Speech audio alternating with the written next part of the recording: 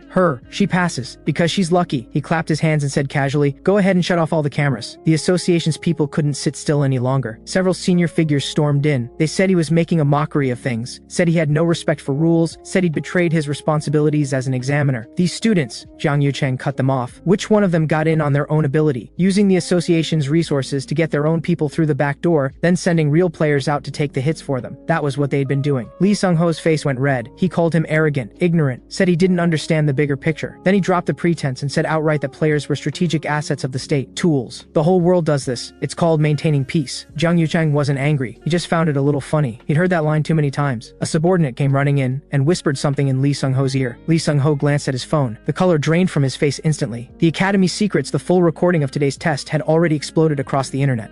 Kang Yoo-seong sighed, expression mournful. Barely built and already shutting down. What a shame. Lee Sung-ho turned and looked at him, and only then realized that from the very beginning every bit of this had been Kang Yoo-seong's design. Kang Yoo-seong could feel it. Somewhere, the Jester Sovereign was thoroughly entertained. A reward dropped into his hands without a sound. He didn't look at Lee Sung-ho again. He turned and left. Park Tae-shik was waiting outside. "The government has been waiting for this for a long time," Park Tae-shik said. "Thanks for playing along today." Kang Yoo-seong didn't respond. He was already checking which level 5 towers were nearby. System, tower objective. Escort the merchant convoy and ensure the goods arrive at their destination safely. He landed. The sounds of fighting were already close. The convoy was surrounded by monsters. The defensive line on the verge of collapse. Kang Yoo-seong dropped into the middle of the battlefield. He deployed the new skill he'd taken from the swordmaster, testing it out. The convoy members erupted in the kind of cheering that only comes from narrowly escaping death. They cried out that the god of light hadn't forsaken them. An apostle had come. Kang Yoo-seong asked how much farther they had to go. 3 days. He was quiet for a moment. 3 days? I'll take watch tonight. Go rest.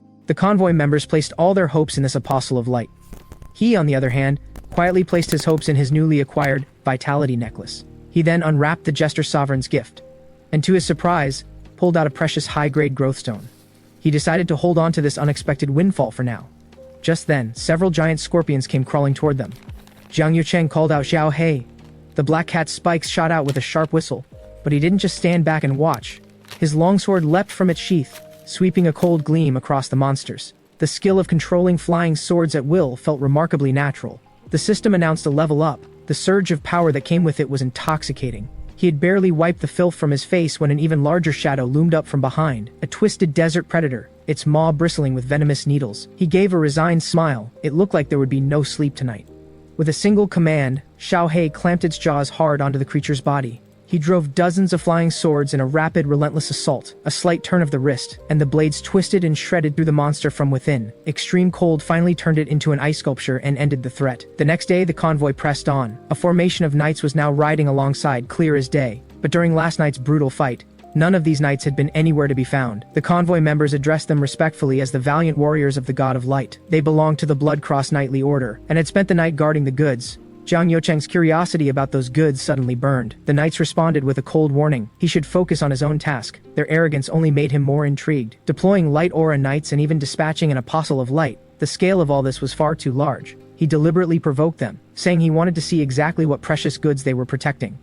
The knights were visibly angered, and the tension snapped taut. The convoy members panicked and tried to step in and calm things down, but they were yanked roughly aside by him. Kang Yoo-seong took the blow that had been aimed at them. Cries of pain rang out as several convoy members were struck by arrows and crumpled. Black-robed heretics on black horses launched a quick ambush and pulled back just as fast. Kang Yoo-seong recognized it as a guerrilla tactic and watched for the knights' reaction. The knight commander barked at them to protect the goods immediately. The lives of the convoy members were, as expected, completely beneath their concern. Fury rose in his chest. He wanted to give chase, but the system cut in to remind him, protect the convoy and safely deliver the goods.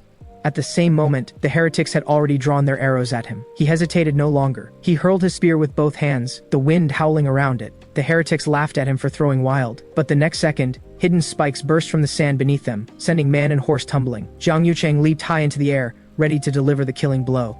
Then his pupils contracted sharply, and he wrenched himself to a stop. He spotted what was hidden beneath the enemy's hood, the pointed ears of an elf. Stray arrows flew in, and Kang Yoo-seong deflected them with his shield. The desert elf charged with a blade drawn, determined to cut down the heretic.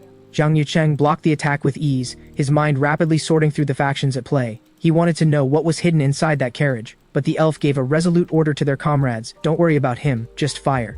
A volley of arrows answered instantly.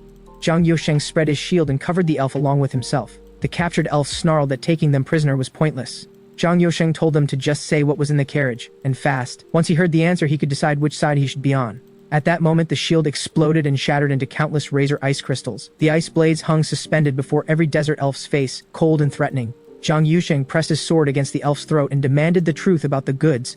Under overwhelming terror, the elf finally confessed. It was their princess. Kang Yoo-seong understood now. The heretics had kidnapped the elf's princess. He lowered his sword, let them go, and told them to take back a message. Better to survive and wait for another chance than to die here for nothing. The surviving elves rode off in confusion and vanished into the desert. The Knights of Light caught up and demanded to know why he had released the enemy.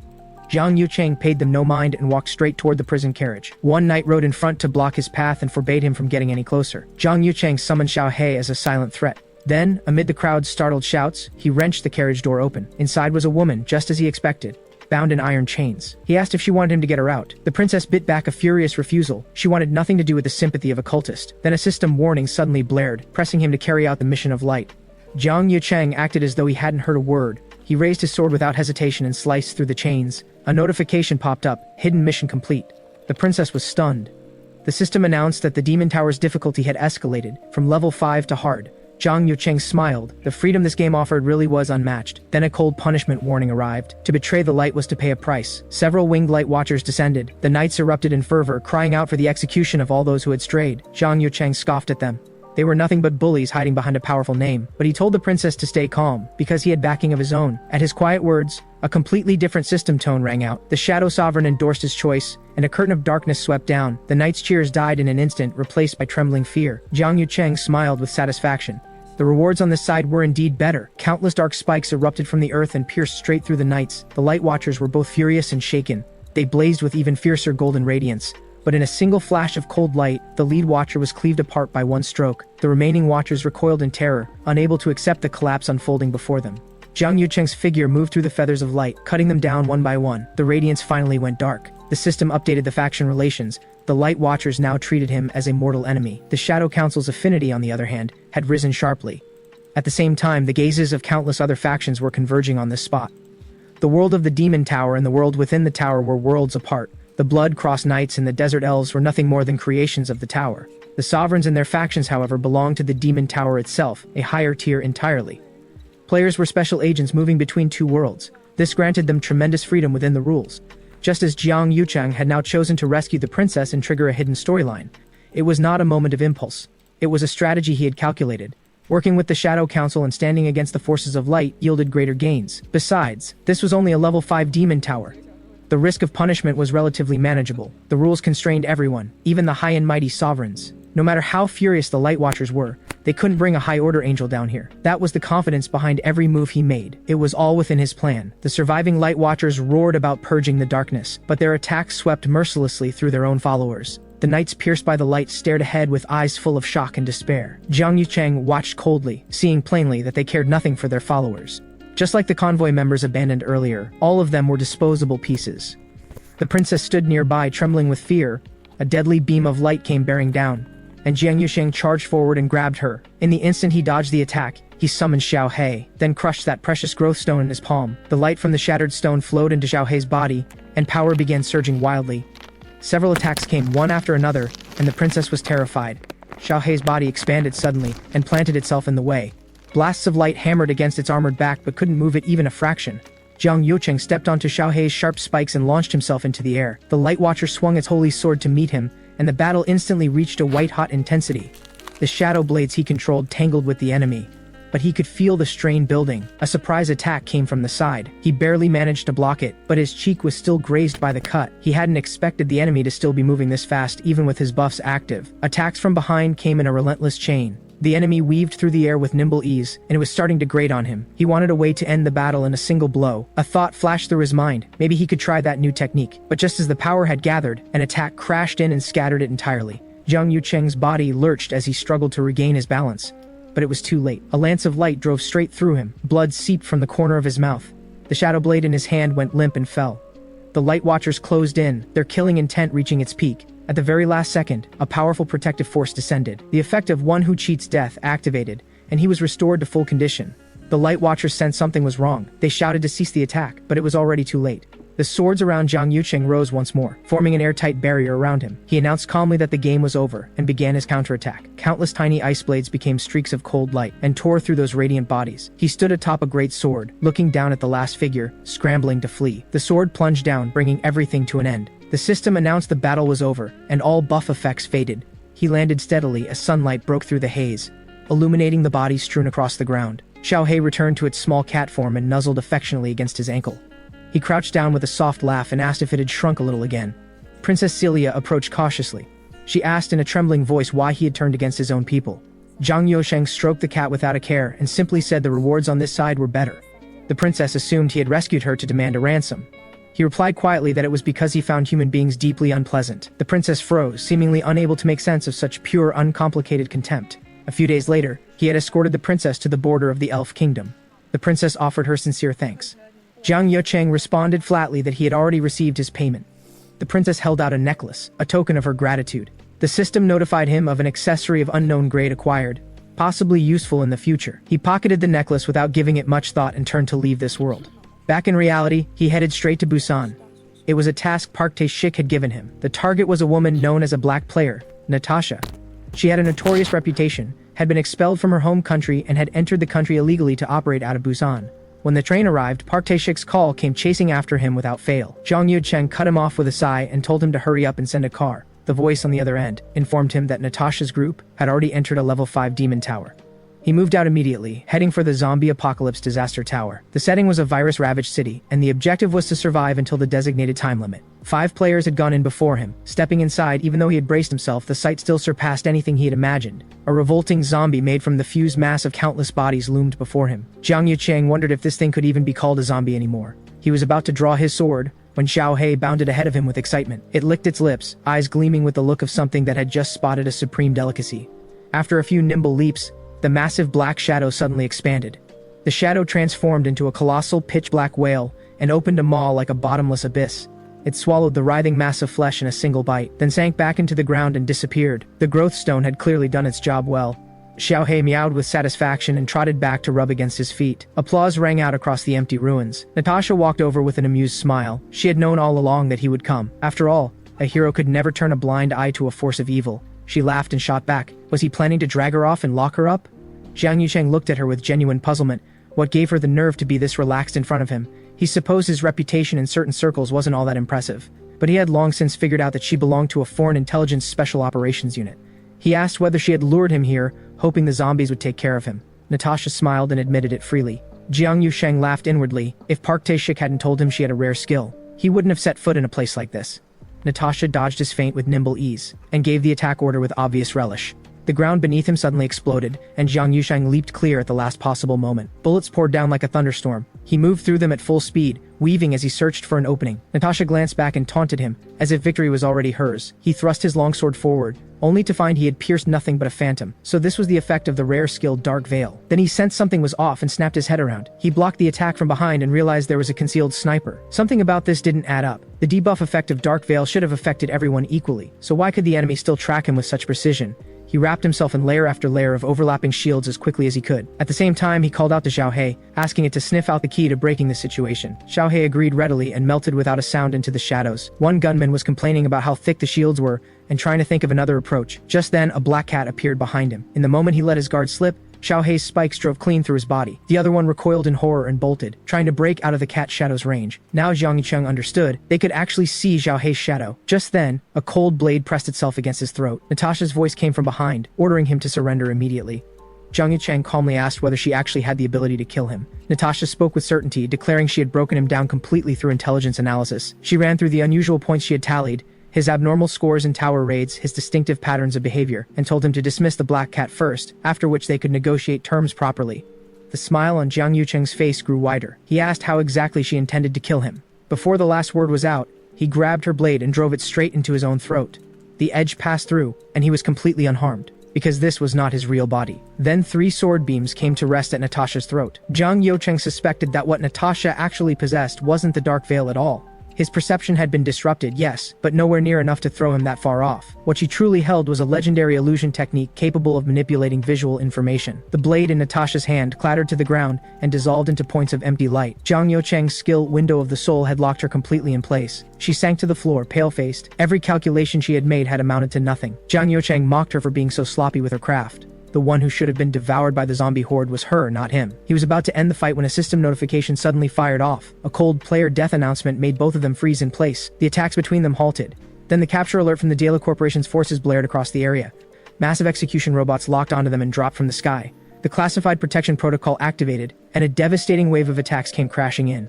Another player death notification popped up, and the air went ice cold. Kang Yoo-seong's mind raced. Could his shields even take a hit like this? Lethal cannon fire came screaming toward both him and Natasha. He raised his hands in front of him, running through every option at lightning speed. Then in that moment of no escape, a bell rang out. The system sent a "what a shame" notification, and the fight was forcibly suspended. The shop materialized from nowhere, and the owner began complaining loudly, griping that 2 more people had died without spending their points, what a waste, and pinning all of it on Kang Yoo-seong. Kang Yoo-seong laughed and apologized. Automata demanded he buy a card pack as compensation before she would forgive him. Kang Yoo-seong steered the pitch toward Natasha, who was standing off to the side. Automata immediately swung to face her. She told her that Auntie was as good as dead. She might as well spend her points before the end, and that pulling a mythic card might just be the long shot that kept her alive. Natasha realized she was cornered and decided to make one last gamble. She named a massive amount of points and put it all toward random card packs. Even Kang Yoo-seong standing nearby was taken aback by the number, but what followed was an agonizing, drawn-out torment. Card after card, every single one a useless common. Natasha's breathing grew ragged, and the light in her eyes faded bit by bit. Automata kept cheering from the side, insisting that a mythic was absolutely going to come.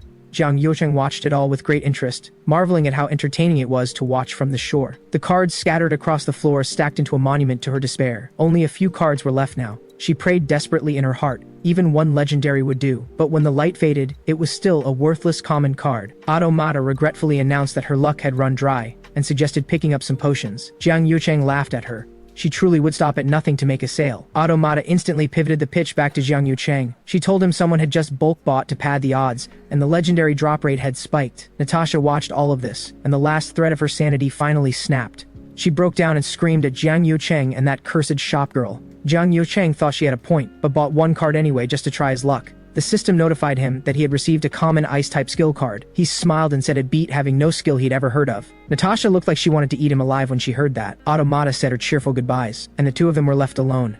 The notification sounded that the game was resuming and the giant robots reactivated. Executing the classified protocol, their objective was to eliminate all witnesses. Natasha gritted her teeth and readied herself to fight to the death. The next second, a flash of blade light passed her throat, faster than she could react. Kang Yoo-seong's figure didn't slow for a moment, and charged straight at the massive robots. He took out one first, clean and efficient. The remaining 2 immediately merged, and launched a combined attack of devastating power. Kang Yoo-seong narrowly escaped and still found time to quip about the pharmaceutical company's weapons. He even mulled over buying some of their stock when he got back. Then he gathered a cold glow into his palm. Countless ice spikes materialized in an instant. They rained down like a storm, riddling the robots with damage, and in a final explosion, the battle was declared over. The system issued its rewards. He could take one skill card from the defeated opponent. He chose Natasha's skill without a second's hesitation. Back in reality, players killed by other players could be revived. Kang Yoo-seong turned to leave. Natasha called after him, asking why he had let her live. He answered coolly that she could turn herself in if she liked. It was none of his business either way. Natasha still couldn't quite believe it. Only then did Kang Yoo-seong reveal his real reason. He needed a messenger. He told her to go out and let the world know that the Hero King was unbeatable, and that it would be wise not to try anything clever, or they would face the consequences. When Park Tae-shik heard the news, he called back and gave him an earful. Kang Yoo-seong brushed it off lightly, saying watching a card pull performance had to come with some kind of fee. That breezy indifference only made Park Tae-shik angrier. He reminded Kang Yoo-seong not to forget why those people had come in the first place. In the end, all he could do was grumble with frustrated disappointment and tell him to stay safe. Kang Yoo-seong thanked him with a smile for the concern and hung up. The train sped on, and his thoughts drifted to somewhere far away. In the world of the Demon Tower, they, the players, went by many names. And in the real world, the situation was startlingly similar. They were treated as weapons, a cold, quantifiable measure of combat power, and even called something as hollow as heroes. Kang Yoo-seong found the word dripping with irony. People like Natasha, who wouldn't hesitate for a second when it came to eliminating a target. Was that what the world wanted him to become? Just then, someone recognized him and started pointing and calling out, "Hero King." He quickly pulled his cap down low, but the murmurs behind him didn't stop. Someone said he looked like a thug. Another pushed back, saying he was actually quite polite in person. Listening to it all, Kang Yoo-seong could only let out a helpless sigh. Dawn was just breaking, and he was almost home, but reporters came swarming like hounds that had caught a scent. Rather than deal with the hassle, hiding inside a demon tower sounded far more peaceful. He jumped, and his figure vanished. When his eyes opened again, he had landed directly on a solemn altar. The crowd below erupted in fervent cheers, celebrating the success of the ritual. A woman who called herself the Holy Maiden greeted him in a tone that was almost operatic. Kang Yoo-seong slipped immediately into character, putting on his standard savior's smile. He took the Holy Maiden's hand and introduced himself as the warrior who had come to save the world. The Holy Maiden, Alicia, was deeply moved and began recounting the backstory. Starting from the ancient conflict between the Celestials and the demons, she talked on and on. Kang Yoo-seong endured it for half an hour before his patience ran out entirely. He cut her off and suggested they should leave at once to go save the world, but the Holy Maiden insisted the story had only reached the crucial part and pressed on with the briefing. Kang Yoo-seong's patience collapsed completely, and he turned to leave. The Holy Maiden rushed to stop him, asking how he planned to find the Ark without knowing where it was. At that moment of stalemate, the sky suddenly changed. A dark red energy twisted across it. A monstrous demon tore through the fabric of space and reached out with razor claws. The knights invoked holy names and charged, but their attacks barely scratched the surface. The demon gathered a terrifying orb of dark energy, its oppressive force blanketing the entire area. Kang Yoo-seong stepped forward and ordered everyone back. The Holy Maiden tried to help, but Kang Yoo-seong firmly blocked her. The next second, the shield let out a shattering groan under the strain, and the demon orb finally blew through the defense. He covered his face, as though absorbing a massive wave of pain and force, then relayed, in a trembling voice, the message the demon had left behind. The demon had declared its ambition, to seize the Ark and drown the world in darkness. The Holy Maiden broke out in a cold sweat, realizing the end was closer than she had thought. Kang Yoo-seong immediately pressed her. Were there any leads on where the Ark might appear? The Holy Maiden snapped out of her shock and frantically named a location. She threw all formality aside and set off at full gallop without another word. Walking behind her, Kang Yoo-seong allowed a quiet smile of satisfaction to cross his face. He murmured a compliment to Xiaohei for the demon roar it had just performed. The whole thing, the convincing threat, had been an act they had put on together. To maintain the disguise, he decided to seal away some of his more conspicuous abilities for now. The Holy Maiden glanced back, worried they were moving too fast. He smiled and told her there was no need to slow down. Sure enough, a little push in his own way, and the efficiency was unmatched. They arrived at the Adventurers Guild. The noise of the crowd mingled with rough laughter. The receptionist at the front desk handed them a wait ticket. The Holy Maiden quietly explained the history of this city to him. Built around an ancient labyrinth at its center, this neutral city was a place of opportunity and chaos, the ideal hiding place for the Ark. Their number was called, and they returned to the front desk. A document was slid across to them requesting their signatures. The Holy Maiden was about to sign when Kang Yoo-seong suddenly pressed her hand down. The clause stated, "Should you die in the labyrinth, your body and belongings would become property of the city." The receptionist smiled and said that opportunity always comes with risk. The Holy Maiden nodded in agreement. Kang Yoo-seong could only give a cold laugh and sign his name. The moment they stepped onto the first floor of the labyrinth, damp, chilling air hit them head-on. Kang Yoo-seong drew his longsword and positioned himself behind the Holy Maiden. Rat-shaped monsters shrieked and lunged at them. He blocked steadily. The Holy Maiden's blessing magic then blazed to life and cut the enemies down with precision. The two of them worked together with unexpected ease, cutting through everything in their path. By the time they reached the fifth floor, Kang Yoo-seong offered a rare word of praise. The Holy Maiden credited the adventurers they had encountered along the way. She smiled brightly, imagining a world where humanity stood together and helped one another. Kang Yoo-seong didn't share the sentiment. He knew it was nothing more than territorial jostling, but he didn't say so. He only promised to find the Ark for her. Before the words were even out, a hulking figure stepped into their path, demanding protection money in an overbearing, arrogant tone. Kang Yoo-seong understood immediately and whispered to the Holy Maiden that these were Labyrinth bandits. Fear crept across the Holy Maiden's face, but she still stepped forward to try to talk. She appealed to both sides to settle things peacefully. Kang Yoo-seong played along with her, even spinning a tale about saving the world. He laid it on thick, calling himself a hero from another world, with the 37th Holy Maiden by his side, pleading with the bandits to let them pass, for the sake of world peace. The Holy Maiden stood beside him, nodding along with heartfelt sincerity. The bandits fell silent for a moment, then burst into earth-shaking laughter. The Holy Maiden stared in bewilderment, unable to believe this was the reaction. Kang Yoo-seong clenched his jaw. He had known exactly how this would go. He was done talking. His figure flashed like lightning and cut straight into the enemy crowd. Blade light flared, blood sprayed, and a severed hand flew through the air. A flying axe came at him from behind. He deflected it with a backhand swing. A woman stepped forward with killing intent in her stride, her voice both familiar and cold. Then he looked again in shock. It It was the receptionist from the front desk. So the guild and the bandits had been in on it together all along. They squeezed every last bit of value from novice adventurers, including their lives. The holy maiden covered her mouth, unable to process the darkness she was seeing. The woman laughed madly and raised a massive axe, saying this was just the way of the Labyrinth city. The axe came crashing down, and was caught firmly by 3 interlocking longswords. Kang Yoo-seong tilted the corner of his mouth up, and reminded her to watch where she was standing. The woman spun around in alarm. Countless black spikes erupted from the ground. Xiao He surfaced from the shadows. The fight was over in an instant. Kang Yoo-seong took the stunned holy maiden by the hand and walked deeper into the labyrinth. In the dim ruins of an old shrine, the two searched separately, but found nothing. Kang Yoo-seong suggested they rest. The holy maiden simply nodded in silence. He had noticed that her color had been off ever since the encounter with the bandits. He asked if she was struggling to take in this darker side of the world. The holy maiden said she didn't understand. With the world on the brink of destruction, why were people still killing each other? She raised eyes that were beginning to glisten, and asked if he had long since grown used to all of this. Kang Yoo-seong thought of that greedy, self-serving guildmaster, and gave a quiet, cold laugh to himself. He answered evenly that the world was the same no matter where you went. The holy maiden stared into the flickering campfire, and softly asked what his homeland was like. Kang Yoo-seong brought up the crises his homeland had gone through time and again. There was no one like the holy maiden there, no one who could foresee disaster and stop it. He had been holding up fine through the 3rd crisis, but somewhere along the way, the people around him all started looking out for themselves. The holy maiden looked at him with concern and asked how he had coped back then. Kang Yoo-seong didn't answer directly. He turned the question back on her. The holy maiden thought for a quiet moment, then offered her guess. The answer caught Kang Yoo-seong off guard for just a beat, then he burst out laughing. He shook his head with a grin and said the holy maiden was reading far too much into it. The night had grown late, and the two of them gradually unwound in the warmth of the dancing flames. Kang Yoo-seong felt a strange, rare kind of peace. Just then, automata appeared out of nowhere before him. Perfect timing. Kang Yoo-seong had been meaning to prepare for the battles ahead. Several days later, they finally reached the 100th floor of the Labyrinth. A deafening roar announced the arrival of the final monster. The holy maiden began to pray with quiet devotion. A warm and powerful light poured from her hands and enveloped Kang Yoo-seong. In the very instant the monster lunged to devour him, he brought his sword down in one clean stroke. The monster wailed and dissolved into points of light. The system declared the victory. The holy maiden walked to his side with a smile and thanked him sincerely. At that moment, a beam of light descended slowly from the top of the labyrinth. It was the ancient weapon they had fought so hard to find, the Ark. Kang Yoo-seong caught it, only to find it far more plain-looking than he had imagined. Before they could examine closely, the entire labyrinth began to shake violently. The sky was torn open by a tremendous force, opening a path to the outside. But what waited for them was not freedom. It was an army standing in full battle formation. The man at the head declared himself the first prince of the Draka Empire. He smiled with arrogant ease, and thanked them for finding the Ark on behalf of the Empire, then commanded them to hand over the treasure immediately.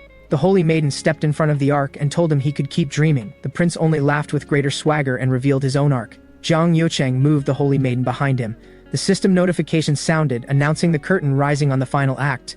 The prince's personal guard surged forward like a wave. The holy maiden prayed again, pouring more blessings and strength into the warrior. Bathed in the light of those buffs, Kang Yoo-seong's blade cut through everything in its path. The royal guard collapsed rapidly, and voices around the prince grew urgent, urging him to retreat. The prince's face twisted. He refused to accept defeat. In his fury, he detonated the Ark in his own hands. Warning notifications flashed in a frenzy as wild energy swept in every direction. The prince's body swelled and warped within the energy, and became a terrifying monster. His mind was gone. He even struck the subordinates who came forward out of concern. Kang Yoo-seong observed with calm focus and asked the holy maiden for one final blessing. Amid her hymn-like prayer, he gathered ice around himself and forged it into armor. Then he hurled a potion and let the fire surround the monster. Clad in his ice armor, he plunged into the sea of flames. Swordlight flashed like a meteor as the monster roared and thrashed inside the fire, swinging its massive claws to catch him. Kang Yoo-seong's figure suddenly vanished. It was only an afterimage.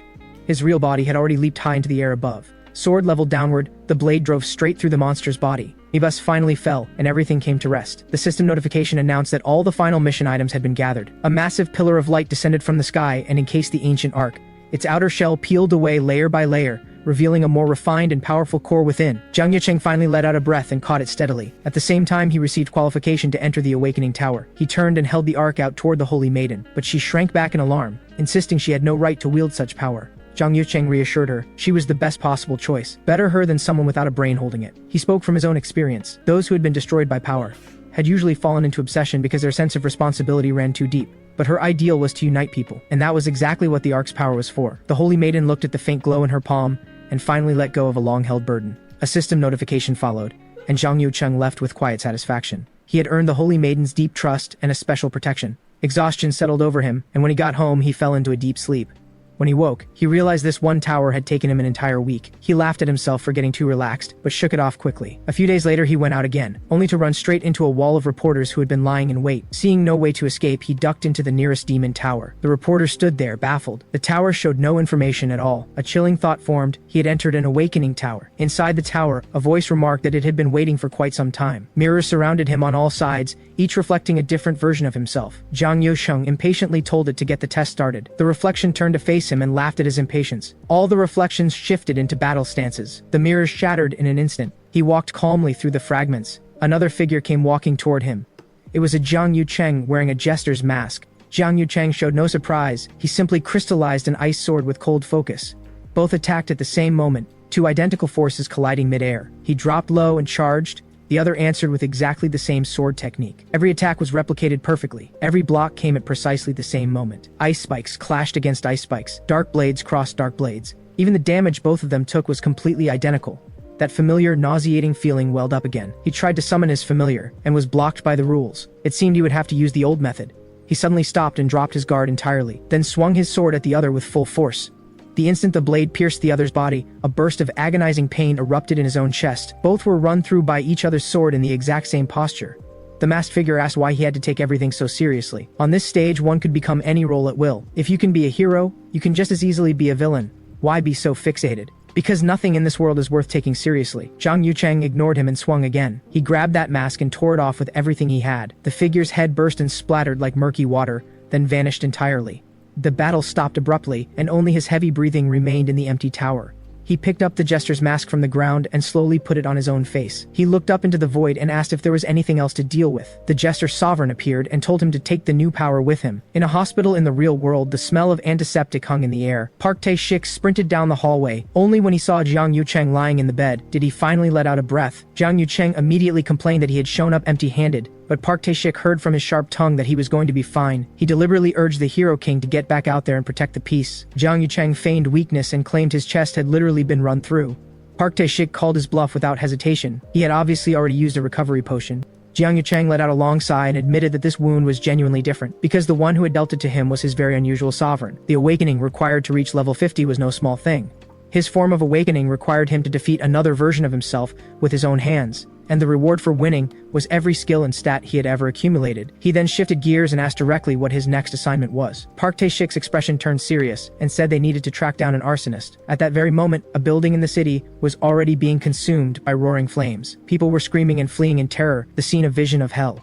On the rooftop of a building across the way, someone was savoring every second of it. The agonized screaming reached him like beautiful harmonies. He raved to himself about conducting the masses toward a great work of art. An even fiercer explosion of flame drew a cold reward notification from the system. A group of armed agents closed in quietly, trying to apprehend the crazed arsonist. He caught a glimpse of them and gave a contemptuous sniff. Then his figure vanished in an instant. The pursuers realized with frustration that the suspect had already fled into a demon tower. Kang Yoo-seong walked past the scene without a word. He climbed to higher ground, and his gut told him this player was no hero. This was a madman with designs on burning the world, an extremely high-level threat. Without further hesitation, he gave the order and entered the tower. The scene changed. He stood in the center of an ancient circular arena. The deranged arsonist recognized Kang Yoo-seong and immediately broke into wild laughter, certain the Hero King would understand his art. Kang Yoo-seong only gave a cold laugh and remarked that there were too many lunatics in this world. Those words enraged his opponent. The sky filled with flames and countless instruments. Kang Yoo-seong moved with agile speed and leaped clear of the first wave of fire blasts. His opponent fired searing fire serpents from a trumpet and missed again. Kang Yoo-seong found it almost amusing. These fanatics were the easiest type to goad into losing control. His detached analysis only stoked the enemy's rage higher. A massive drum materialized above Kang Yoo-seong's head and came thundering down. His opponent thought he had landed the blow. Kang Yoo-seong sent the drum crashing aside. That level of attack had no chance of catching him. Then two enormous bronze gongs appeared and clamped him between them. Fire erupted and blazed inside the gongs. His opponent broke into gleeful, triumphant laughter.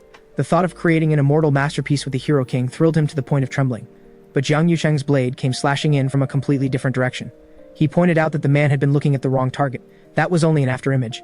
His opponent barely dodged, clutching the wound on the back of his neck, unable to believe what had happened. Kang Yoo-seong had no interest in explaining himself and activated the window of the soul. countless duplicates instantly flooded the arena. He said coldly that this would be his opponent's final performance. All the duplicates attacked at once, a wave that left no room to breathe. Cornered with no way out, the enemy's entire body erupted in a towering blaze. But at that very moment, a system notification broke through and declared the victory. Demon Tower rules protected all players. No one could take another player's life inside. The system asked him to choose between two exits. Based on everything he knew about the art-obsessed maniac, he chose the one leading to Country F without hesitation. Sure enough, that figure was stumbling along in frantic flight. Kang Yoo-seong's gaze sharpened and he gave chase with his sword drawn. He sent a sword wave laced with cold energy slicing straight into the man's back. In the next instant he had closed the gap, gathering the energy of a killing blow to finish it. The path his blade cut was suddenly stopped by an invisible barrier. Kang Yoo-seong looked up, and found a group of people standing in his way. Maria, leading them, ordered Kang Yoo-seong to drop his weapon immediately. Maria announced that she had come under orders to assist with the investigation. Kang Yoo-seong just smiled and asked her to take the man out for him. Maria flatly refused. He responded by pointedly sniping at her title as a holy maiden. She tried to reason with him. Vengeance only turned people into the very thing they despised. He shouldn't let someone like this drag him down to the level of a monster. Kang Yoo-seong brushed it off. Getting rid of a menace like this amounted to nothing in his eyes. Right then, the arsonist set himself on fire, not someone else's body, his own. Both of them froze, confused about how an attack had gone off inside the protective barrier. At that point, Maria spoke again, making her position clear. What she was here to protect was Kang Yoo-seong. She told him to leave, and said she would handle whatever came next. A flicker of hesitation crossed Kang Yoo-seong's face. In the end, he gave in and turned to walk away, but shadows spread silently beneath his feet, and the killing intent never left.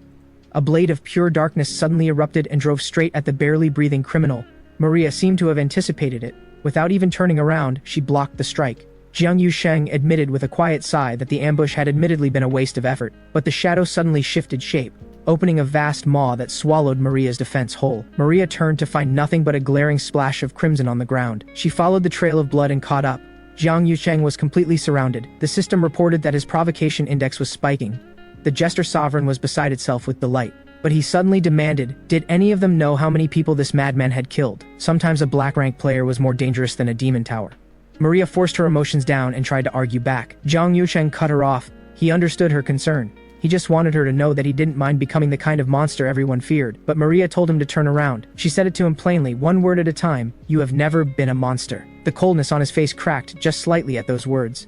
The tension of the standoff finally eased. Then a shrill ringing cut through the air. It was Park Tae-shik, and he was furious. He blasted Kang Yoo-seong for acting recklessly and setting off an international uproar, and ordered him to board the first morning flight back immediately. Kang Yoo-seong looked at the note in his hand, and said there was still something he hadn't finished. He ignored the warning and hung up. Maria's voice came quietly from behind him, thanking him for being willing to help. He said he was just settling a debt.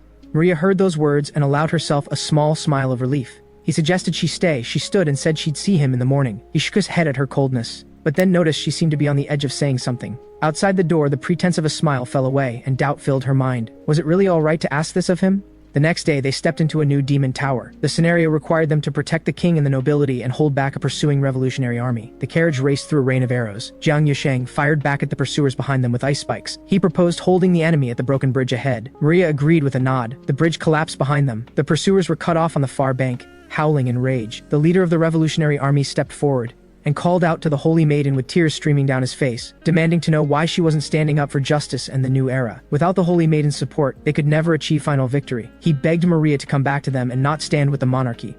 At that moment, Kang Yoo-seong finally understood why she had needed his help. Maria gave a silent nod, full of resignation. She had not been in this world for the first time. In her last visit, she had fought for the revolutionary army's ideals, but this time, those former comrades had become her enemies. Kang Yoo-seong asked if she wanted to switch sides. He could help with that, but for the sake of the mission, Maria shook her head and declined. In that case, Kang Yoo-seong decided to proceed with the original plan. Maria found herself quietly grateful that he was with her this time. The revolutionary commander was still shouting slogans, trying to reignite her belief. Kang Yoo-seong answered him with a merciless strike. He gave a final warning, retreat immediately. The commander refused without flinching, vowing to fight to the last for what he believed in.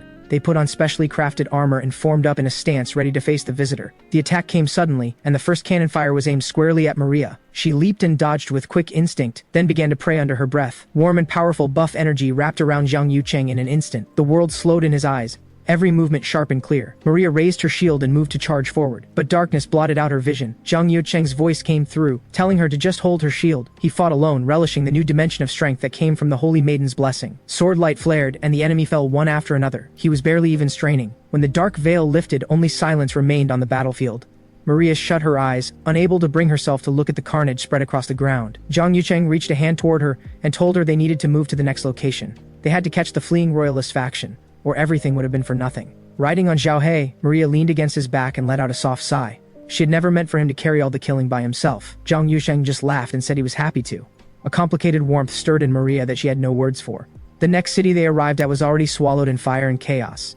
The Revolutionary Army's purge order had turned it into a living hell. Maria stared with wide eyes, unable to believe what she was seeing. Zhang Yucheng said quietly that battles of ideology had always been this brutal. Strangely, that eased some of the weight Maria had been carrying. Just then, the final leader appeared. Zhang Yucheng once again had her step back and dealt with every enemy on his own. When the battle ended, the system declared the purge complete. Back in reality, reporters immediately closed in around Maria. Zhang Yucheng noticed her ashen face and the stiffness in her expression. Maria was about to explain when Zhang Yucheng jumped in.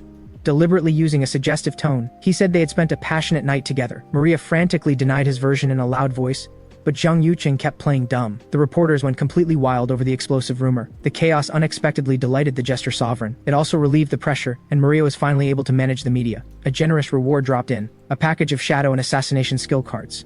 Zhang Yucheng took it with satisfaction. This trip had paid off handsomely. On the way back, his rumored relationship with Maria had already hit every major headline. At this point, claiming they were just friends would fool no one. Maria walked beside him with a cool, fixed smile, saying nothing. They stepped into a new demon tower.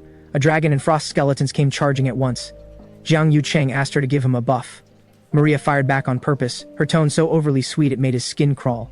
She charged ahead first, delivering lines that were painful to listen to, attacking relentlessly with one hand while needling him with cold mockery with the other.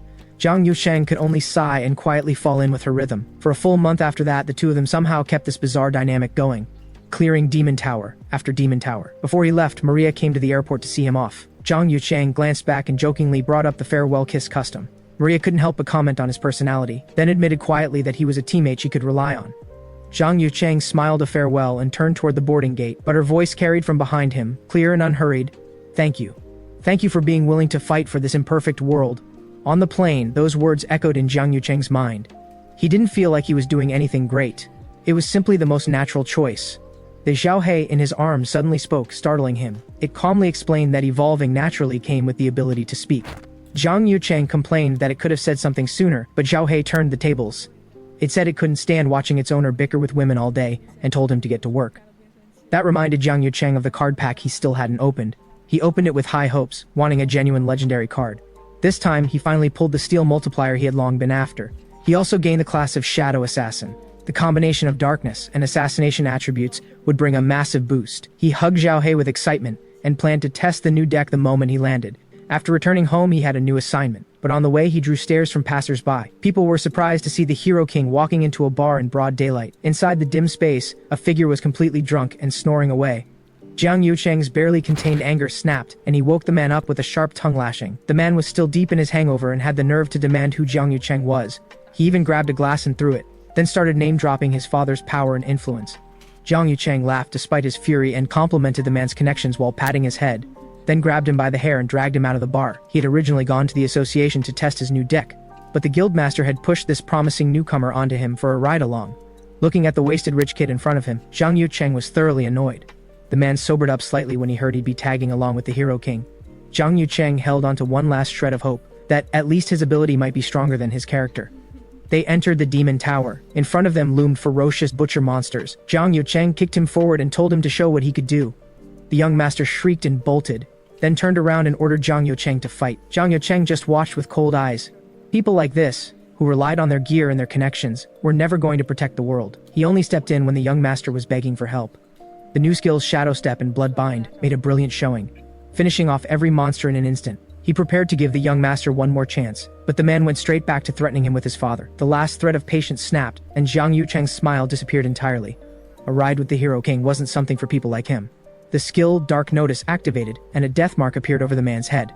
The system warned that the benefit exceeded the available stat threshold. The young master burst and crumpled on the spot. Then the notification that the tower attack had failed rang out. Back in reality, the young master was still in a daze, unaware that he had just died once. Zhang Yucheng helpfully pointed it out, only to receive a furious roar in return. The young master couldn't accept that an ordinary player had dared lay hands on him. Zhang Yucheng found the whole thing laughable. He even stepped in close and raised a middle finger. He asked whether the man was planning to send assassins after him, but the number of people who wanted him dead was already countable in nations, not companies. One small corporation meant nothing to him. He poked the young master in the head, and the man seethed but didn't dare say a word. Just then, the system announced a Labyrinth update. The new season was about to begin. Kang Yoo-seong was selected and teleported into Labyrinth number 999. Looking at the new teammates who had already flopped onto the ground, he felt a headache coming on. One scoundrel, plus a bunch of rookies who had no idea what was going on. Someone recognized him as the Hero King and immediately burst into cheers. They naively believed that having him around made them absolutely untouchable. Kang Yoo-seong buried his face in his hand and felt himself going slowly insane. The Labyrinth rules appeared, laying out the cooperation requirements and the brutal elimination system. Players killed by other players could be revived, but anyone killed by the Labyrinth itself would be gone forever. Kang Yoo-seong looked up and let out a long groan. He had a feeling his teammates would be the death of him. Before entering the jungle, he used his protection ability to guide everyone through. Along the way, he fended off monster attacks on his own, while complaining non-stop about the terrible team composition. He felt like a mother hen herding a bunch of chicks. Sure enough, they were quickly singled out as easy prey. Kang Yoo-seong had his teammates cluster together and stood at the front with his sword. The enemy team burst out of the jungle. He cut down 3 of them with a single sweep of his blade. Under the rules, losing more than half a team meant the whole group was eliminated. The 2 survivors were seething with fury. Then Labyrinth vines drove straight through both of them. The system ruled them as having failed the tower, meaning permanent death. Kang Yoo-seong paused. He hadn't expected that the ones he had killed could be revived, while the survivors were the ones who vanished for good. He couldn't help but find it bitterly ironic. At that moment, someone who had been watching from a tree had taken it all in. The person was shaken to the core and just wanted to alert their own team as fast as possible. But Kang Yoo-seong had already appeared behind them without a sound. He gave a cold smile at the man's attempts to bluster his way out. The man found his teammates, then led them off in the wrong direction. By the time his teammates realized something was off, they had already walked straight into the trap Kang Yoo-seong had set. The system kept announcing, team after team being eliminated. In the end, only their ragtag group of rookies remained. The newcomers cheered for the win. The system distributed the rewards, just 2 high-grade selection tickets. The system required a unanimous vote from the whole team, or no one could claim them. Kang Yoo-seong naturally assumed both were his. He asked if anyone had a problem with that. The young master chose this moment to push forward and demand one of the tickets. Another teammate who had made a small contribution also protested. The 2 of them argued without end and eventually had their swords out at each other. Kang Yoo-seong's patience finally hit its absolute limit. He moved instantly and dealt with both of his greedy teammates, then turned a cold eye to the 2 trembling rookies who remained, and asked them if they also thought they had earned a right to the reward. Both shook their heads frantically, terrified of ending up the same way. With no further obstacles, Kang Yoo-seong claimed all the rewards. Back home, Kang Yoo-seong opened the rewards with high expectations. The protection he received turned out to be fairly ordinary. He merged the newly acquired fire resistance with his existing abilities and upgraded them, and planned to try out the new abilities in a fire attribute demon tower next time. Xiaohei protested immediately. It hated hot places. While they were still debating, the necklace Celia had given him suddenly glowed. The system notified him that a demon tower was summoning him with great urgency. He didn't hesitate. He gripped the keepsake and chose to respond at once. In the next moment, he was standing on an unfamiliar stretch of land. Celia had shed all traces of her youth. She had become a queen of commanding presence. Kang Yoo-seong greeted her with a smile. Her guards were instantly on guard, leveling their spears at him. Celia called them off sharply and openly acknowledged that she owed him more debts of life than she could count. Kang Yoo-seong asked what it was she needed his help with this time. Celia recounted what had happened over the years. A holy site had been seized by their elf kingdom. The old pope had died because of it. The new pope had issued a call to reclaim the Holy Land. 3 human kings had answered, joining forces to launch the Third Holy War, and their target was the fortress near the holy site. She turned to look at him and asked if he was willing to fight for them. Kang Yoo-seong looked into the distance and already spotted the Dragonheart King's banner flying. He calmly swapped out his skills. The system notified him that a new protection had activated. He raised his weapon with a smile and told her to leave everything to him. From atop the peak, he looked down at the enemy army flooding in like a tide below. He locked onto a knight through his scope. An ice spike took the knight's life without a sound. The enemy forces stirred immediately, raising shields blessed by flame. Kang Yoo-seong recognized the power of the flame's sovereign at work. He simply stepped off the cliff's edge and dropped. Xiaohei caught him in time. At that same moment, his side's volley of arrows rained down on the enemy formation. The enemy taunted that a heretic's arrows could never pierce a divine shield. Before the words were even finished, an arrow went clean through the commander's head. The elves erupted in delighted surprise. The arrows truly did carry the enhancement their visitor had promised, and the enemy's main force was now being consumed by a strange, creeping darkness. They cried out to the god of light in terror, but the darkness swallowed them whole. Xiaohei stood at the edge of the battlefield, silently commanding the shadow magic. The Dragonheart King, Richard, rode in to try to rally his crumbling troops. He called out that no one should retreat before their god, and that the heretics had to be destroyed. But a massive black shape appeared behind him, and the entire unit was swallowed in an instant by a whale made of shadow. Then, from within the darkness, a crimson blade of light detonated.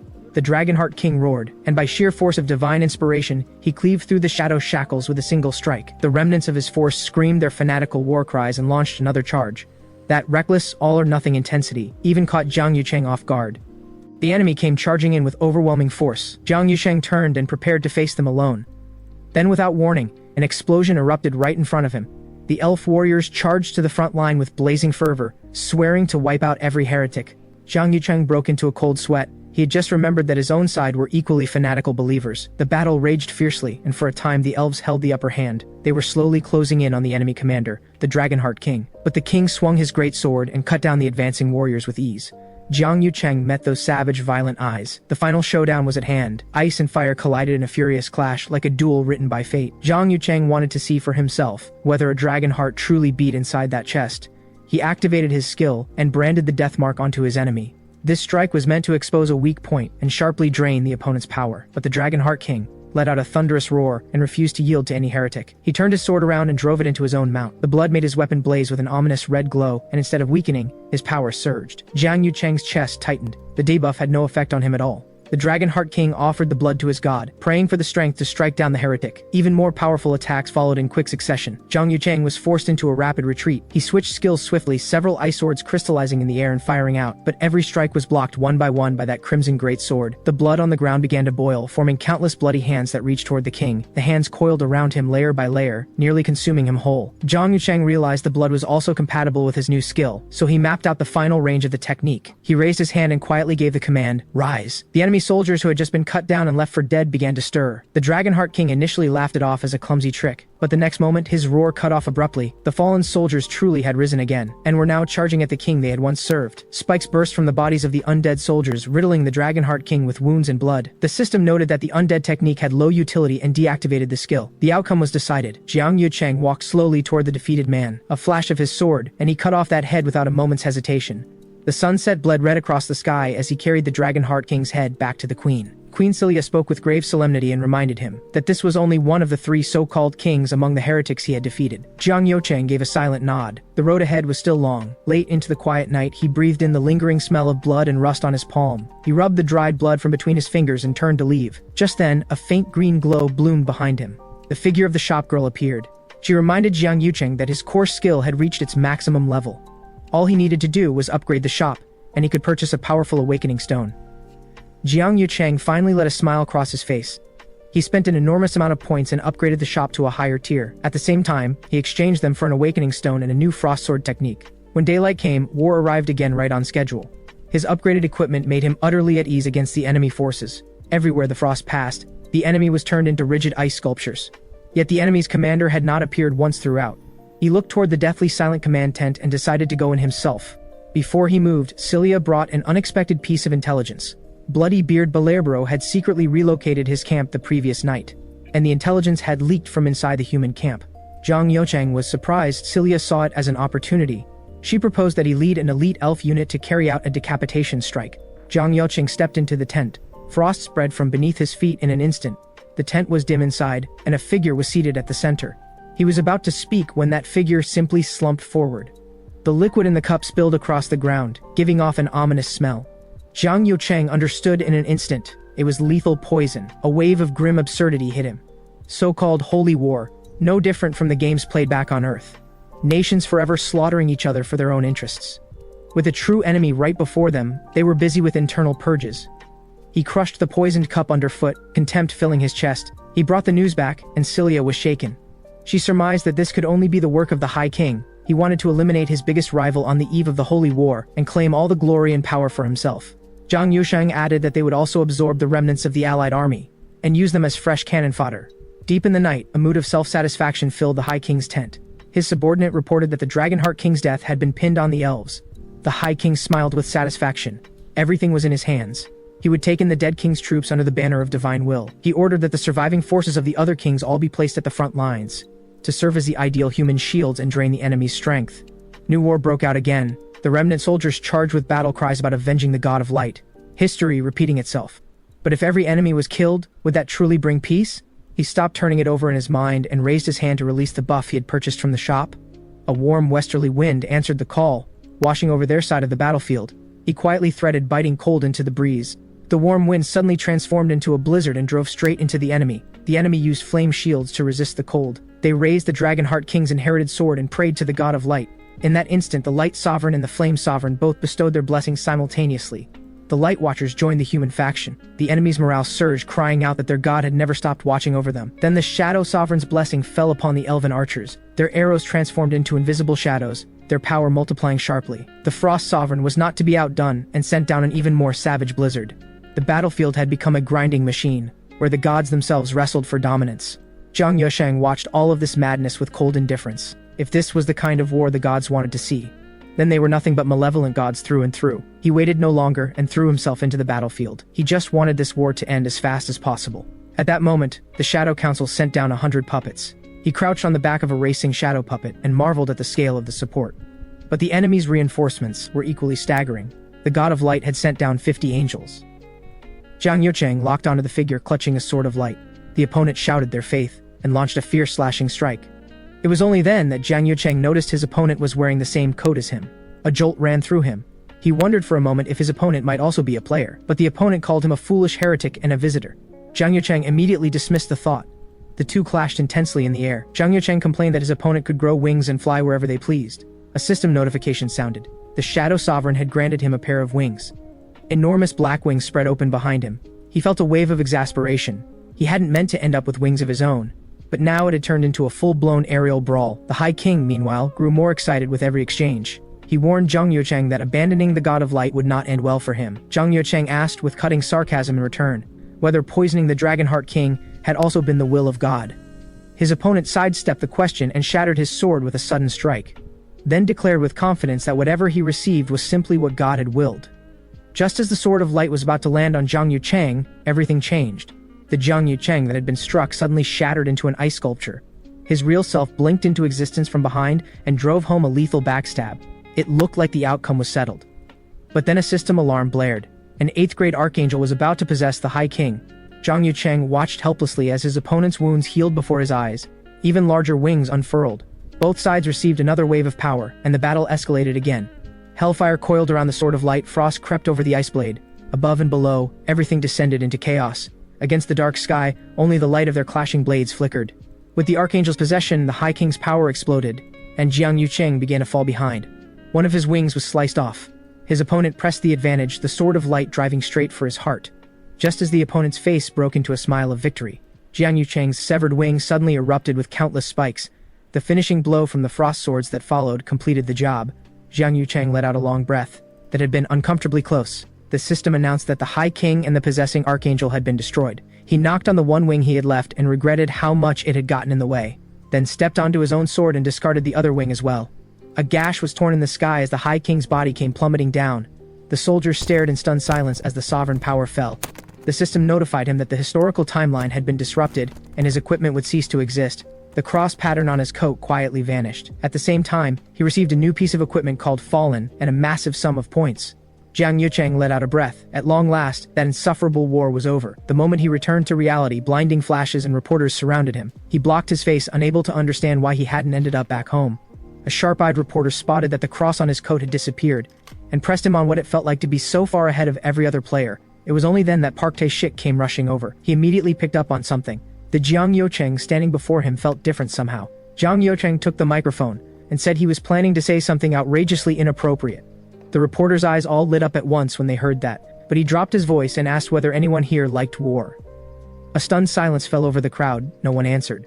He didn't mind and began painting a picture of what ancient battlefields looked like. Molten iron, arrows punching through bodies, intestines spilling out. Every detail drained the color from the faces around him. He then caught himself. That was the imagery of an older era. He shifted to modern warfare, missiles, machine gun fire sweeping through crowds, but the ending was just as brutal. He asked again, "A war like that, do you like it?" The reporters said no, one after another, because regardless of who won or lost, war meant nothing but fear and loss. In that moment, Kang Yoo-seong thought of what Celia had said after the war ended.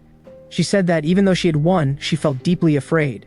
She wasn't certain whether this war, fought at such a cost in blood, was truly what the goddess had wanted to see. At the time, he hadn't understood the emptiness and heaviness that could follow a victory. Now, he gave a slow nod to the camera, and it made sense. Then he pivoted, and asked whether people liked heroes. The reporters nodded instinctively. Heroes were of course beloved. But Kang Yoo-seong let a sardonic smile cross his face. He pointed out that heroes were born from war. They were a byproduct of it. Hating war while glorifying heroes was a contradiction in and of itself. Was there perhaps a hidden desire for war lurking somewhere in the human heart? The reporters began murmuring amongst themselves. Kang Yoo-seong let slip another secret. Certain people in high places had been sending assassins after him every single season. The reporters erupted immediately, all clamoring to know who was behind it. At that very moment, his phone vibrated violently. A group of people in black came hurrying over. Kang Yoo-seong ignored them entirely and kept laying out the thoughts he had long been turning over. Even with the apocalypse on the horizon, humanity was busy killing each other, using players as weapons of the state, sending them to fight the nation's enemies rather than the world's enemies. It seemed everyone firmly believed that someone would win the season even without a hero. So then, why should he go out and save a world like this? Did this world actually deserve to be saved? The broadcast spread at lightning speed. Countless players felt those words hit somewhere deep. A dead silence fell over the scene, until one reporter shouted out passionately, "Yes, it does!" The reporter argued that players carried a responsibility they couldn't just walk away from. Kang Yoo-seong smiled, and the phantom of a jester-masked figure appeared behind him.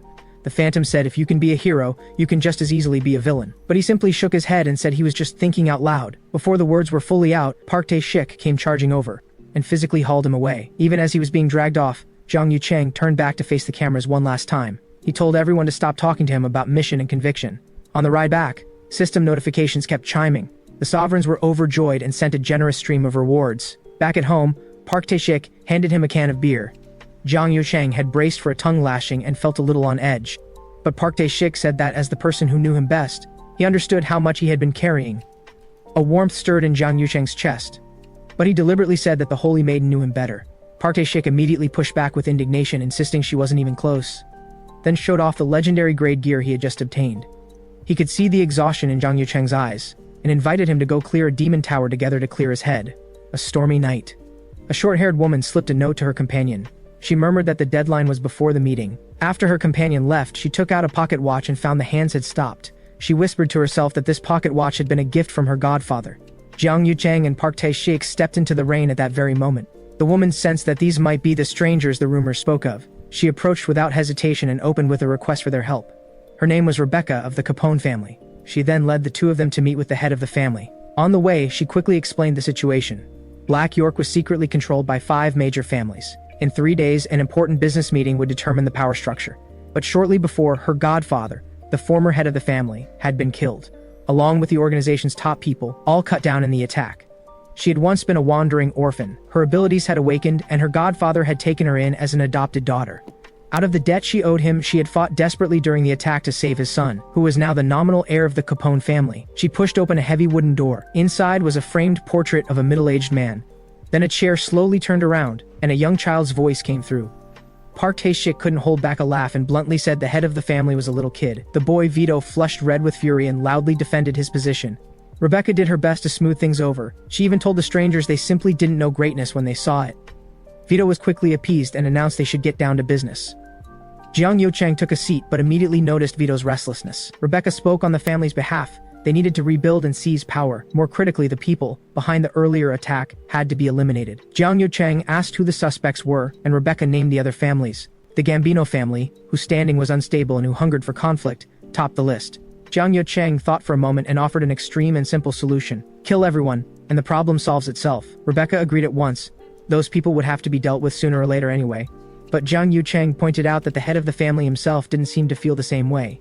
Vito quickly looked over at Rebecca. He stuttered out that Rebecca understood far more than he did. Whatever she decided was the will of the family. Kang Yoo-seong pressed him sharply. Did the boss himself want everyone killed? Vito said carefully that if someone wasn't the culprit, perhaps the relationship could be preserved. Then immediately shot a nervous, sideways glance at Rebecca's expression. Only then did Rebecca allow a satisfied smile onto her face. She called the boss far too kind-hearted. Leaving the mansion, Park Tae-shik suggested starting with the nearest family, the Corleone. Kang Yoo-seong laughed and said the old man was starting to sound like a proper villain. Park Tae-shik laughed too and said he had always wanted to try it. They moved quickly. The Corleone family's guards were no match for them whatsoever. Park Tae-shik gave them the chance to surrender. They flatly refused. So he cleared the obstacle without a second thought. New enemies poured in, accusing them of ambushing before the meeting. Park Tae-shik picked one up and asked where the boss was. Got no answer and threw the man aside. He told Kang Yoo-seong to stay back. This time it was his turn to clear the way, telling Kang Yoo-seong to hitch a ride with him for once. Kang Yoo-seong agreed with a smile and used his frost to pave the path ahead. Park Tae-shik moved through the place like it was empty, hunting for the other side's leader. Just as the fighting was at its most intense, a winged figure swept past the rooftop above. Park Tae-shik's sharp eyes caught that enormous shadow. Jang Yoo-seong also noticed the unsettling detail. The bare branches around them were covered in jet black crows that had appeared from nowhere. After bringing down one family, they immediately turned to the next target. Jang Yoo-seong waited for Park Tae-shik at his leisure. Once Park Tae-shik finished, they went to eat together. Park Tae-shik couldn't help but grumble about the plain cheeseburger. Jang Yoo-seong ate with obvious relish. He asked Park Tae-shik what intelligence he had gathered. Park Tae-shik made a show of building suspense. Jang Yoo-seong waited through the whole performance, only for him to say he hadn't gotten anything. Jang Yoo-seong was left completely speechless. At that moment, the Gambino boss was frantically dialing calls. The continuous busy signals on the line made him increasingly agitated. He suspected that the Sanchez and Falcone families had already been taken out. After all, they were the ones who had planned the strike against the Capone family. He coughed up a mouthful of blood and recalled the threat the strangers had just delivered. The strangers told him his blood would clot and explode within 72 hours, unless they personally unsealed the pressure point on his chest. Under that terrifying form of control, he had no choice but to promise to withdraw from the race. Thinking back on it, he cursed them with everything he had. On Jang Yoo-seong's end, they were frustrated by the lack of anything useful. But Park Tae-shik had pinned his hopes on the multi-party meeting about to take place. His instincts told him that beyond the 5 major families, someone else was lurking in the shadows. Dusk settled in, and crows circled over the city, filling the air with dread. At the negotiation venue, the atmosphere was tense. 2 important seats remained conspicuously empty. Vito believed the absent parties were his father's killers. Rebecca tried to calm him down and urged him not to jump to conclusions too early. Vito had always taken his aunt's word without question, and he pressed his anger down for now. Then suddenly someone burst in with urgent news. In the adjacent room, Jang Yoo-seong and Park Tae-shik noticed the commotion as well. Word came through. The heads of both the Falcone and Sanchez families had been assassinated. A chill ran through Jang Yoo-seong. A new enemy had entered the picture.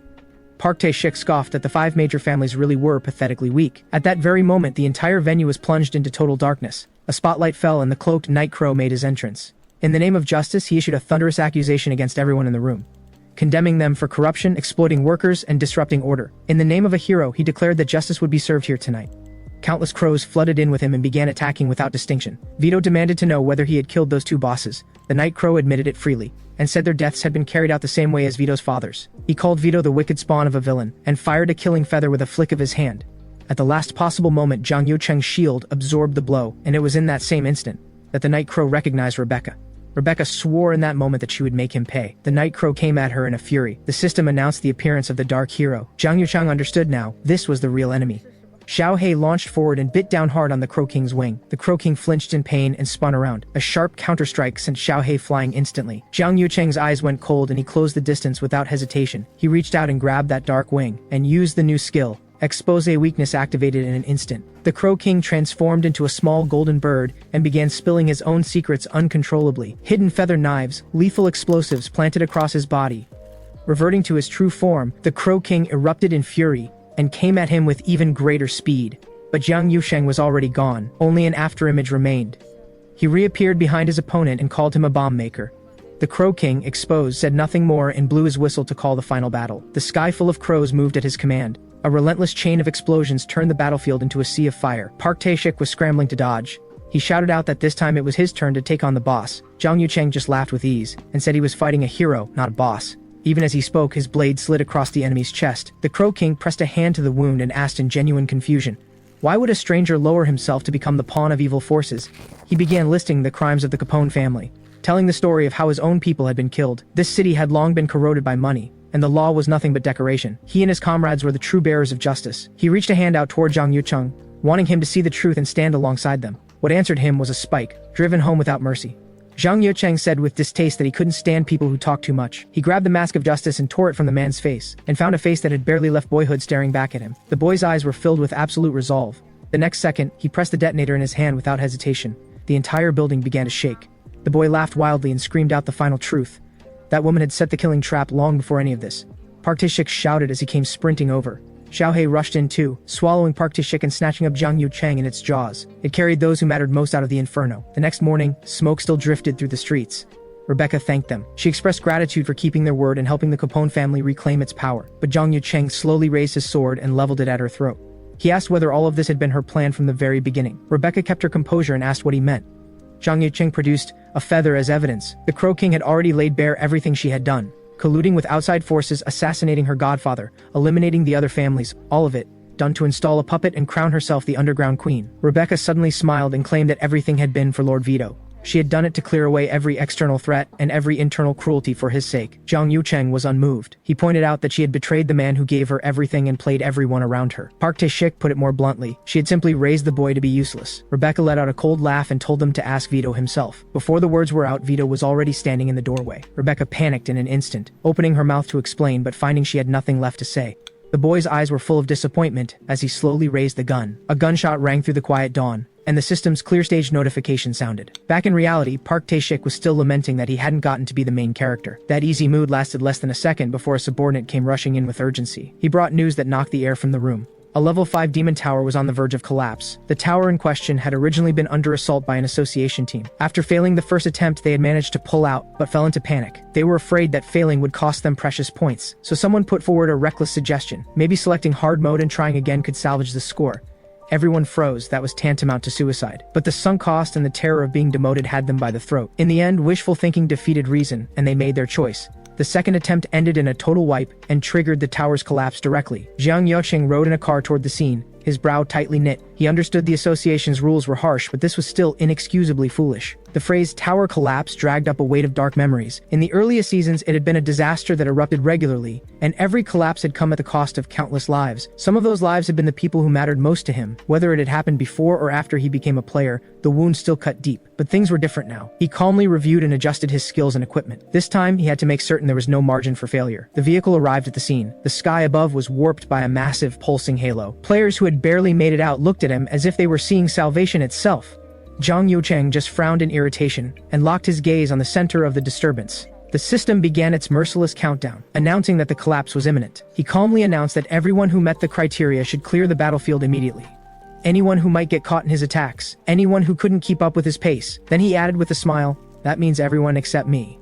The countdown hit 0 and horrifying monsters poured out like a flood. Dark shadows spread from beneath his feet and transformed into blades that swept through the creatures. He cut through the mass, but a question rose in his mind. These monsters, varied as they were in form, had nothing to do with the tower's original setting. Where had they come from? Just then, the sound of a helicopter broke through from overhead. The media was doing a live broadcast on the scene, noisily sensationalizing the crisis. Kang Yoo-seong fought and complained at the same time. The reporters were so dedicated it was absurd, practically calling out respawn points for the monsters. The system suddenly blared a sharp warning. The final boss had arrived. The bottomless pit slime appeared. Kang Yoo-seong didn't recoil. He almost smiled. This was exactly the kind of opponent he wanted. He fired ice spikes in rapid bursts but couldn't fully break it apart. It looked like he was going to need a one-hit killing blow. Without hesitation, he unleashed his fully upgraded powerful skill. A colossal ice spike and a net-like wave of binding force erupted simultaneously. The slime was sliced, shattered, and broken into countless fragments. The shadows, waiting for their moment, opened a vast maw and swallowed it whole. The system announced that the collapse had been halted and granted a reward. Kang Yoo-seong closed his hand around the gemstone. The media's cameras had already converged from every direction. The news swept across the entire world in an instant. The Hero King had once again saved everything, alone. Kang Yoo-seong faced the cameras and exposed the association's corruption without mercy. It was those unreasonable rules that had caused the incident in the first place. Park Tae-shik watched the coverage, and was very satisfied with the effect of this wave of public pressure. He seized the moment and proposed his vision, establishing an independent player corps. Kang Yoo-seong thought the idea was impractical. It wouldn't even hold up legally, but Park Tae-shik believed. This was a once-in-a-lifetime opportunity. He planned to ride the public's fury at the association to push for the abolition of those rules. Kang Yoo-seong told him to go for it like it was none of his business. But Park Tae-shik said that the commander of this corps had to be him. Kang Yoo-seong froze. He hadn't seen that coming at all. Park Tae-shik pointed out that it was the will of the people, and he had no choice. Soon the petition numbers exploded, and the poll results were overwhelmingly one-sided. The vast majority of people wanted the Hero King to build the new core. Association Director Lee Sung-ho saw the news and nearly flew into a rage. He believed letting players govern themselves was no different from releasing monsters. Those top-tier players were themselves walking uncontrollable bombs. His approach to managing them was the only sensible one. As he was still fuming and cursing, a low voice spoke up behind him. A system notification informed him that the Sovereign of Evil had taken a keen interest in him. As if compelled by some unseen force, Lee Sung-ho accepted the invitation. At that moment, Kang Yoo-seong was walking the streets. He spotted an advertisement featuring himself and felt a wave of exasperation. He thought back to Park Tae-shik's passionate lobbying and his grand vision from that night. He believed Kang Yoo-seong had the power to change the world. But Kang Yoo-seong resisted inwardly. He felt the only thing he should be doing was clearing towers, but the system informed him that there were no demon towers above level 7 anywhere nearby. He could only pin his hopes on the keepsakes he had received before, and wait to be summoned. Just then, a tremendous noise erupted across the streets. Every public screen was forcibly switched to the same message. An announcement rang out: a Grade A competitive demon tower was about to take place, requiring the top 10 players from the previous season to compete in a global livestream. Kang Yoo-seong was baffled. He had completely failed to anticipate this move from the system. Then the system followed up with rules that were even more merciless. No one would die inside the demon tower, but should the entire group fail to clear it, the consequences would be horrifying. 100 million lives would be randomly erased from the world. Fury shot up Kang Yoo-seong's spine in an instant. This was no competition, it was outright extortion, but he had no choice. To stop that insane punishment from being carried out, he had to walk into this game with a chest full of rage. When he entered the waiting area of the demon tower, 8 players were already there. When they saw Kang Yoo-seong appear, quite a few couldn't hide their relief. Someone greeted him warmly. Kang Yoo-seong looked over these so-called top players and felt not a trace of joy at the reunion. When Maria saw him, the stone she had been carrying in her chest finally settled. She couldn't help but bring up how utterly drained he had looked last time. His condition back then had kept her worried day and night. A quiet warmth moved through Kang Yoo-seong. He took her hand and made a sincere promise not to give up so easily again. But an impatient voice cut in at that moment. Lei Chang, the swordmaster, mocked him for being the last coward to arrive. Kang Yoo-seong fired back, pointing out that his opponent was always charging in recklessly, which was exactly why he kept losing to himself and the gravedigger. He then turned and asked the gravedigger why he hadn't even brought basic gear. The gravedigger, Gaio Lecter, replied calmly that he simply hadn't started clearing towers yet, but he was sure it wouldn't be a problem. After all, every person in the world was watching them on a screen right now. Sure enough, a system notification sounded. The top-tier seasonal gear was distributed to everyone on the spot as a temporary provision. The gravedigger smiled and said dying was now even less likely. The powerhouse Lydia leaned in close to Maria and scoffed at the pettiness of men competing with each other. General Kilgore added in a low, measured voice, emphasizing the importance of the mission. The gravedigger quietly reminded everyone to be very careful about what they said here. Just then, a man wearing a jester's mask appeared. He announced that this was a celebration the sovereigns had put on for them. Kang Yoo-seong smiled and asked if it was to celebrate the deaths of the other sovereigns. The masked man's tone cooled and warned him not to push too far. The swordmaster had reached his limit. He refused to accept that lives could be treated as entertainment. Before the words were out, he had already unleashed the 9 sword techniques in a fierce assault. 9 sword beams, sharp and without equal, drove straight through the masked man's body, but the attack was ruled invalid. The man was completely unharmed. The masked man picked up a microphone and began laying out the brutal rules. Neon lights flashed as he invited the global audience to vote for the hero of their choice. Sure enough, a voting interface popped up on every screen in the real world. Kang Yoo-seong was about to expose the fact that the votes would be rigged, but the masked man clapped a hand over his mouth. The masked man smiled and said they also had rules they had to follow. All the heroes needed to do was give the audience their very best. High votes brought rewards, low votes meant failure, and failure meant 100 million deaths. Maria felt a suffocating wave of fury and helplessness. The swordmaster Lei Chang fixed his eyes hard on Kang Yoo-seong. He called loudly for an arena to be opened, a showdown against the hero king. The masked man praised his professionalism and granted it in an instant. The void twisted and shifted, and a magnificent arena rose from nothing. Kang Yoo-seong let out a helpless sigh and asked the swordmaster one last question. His tone was dismissive.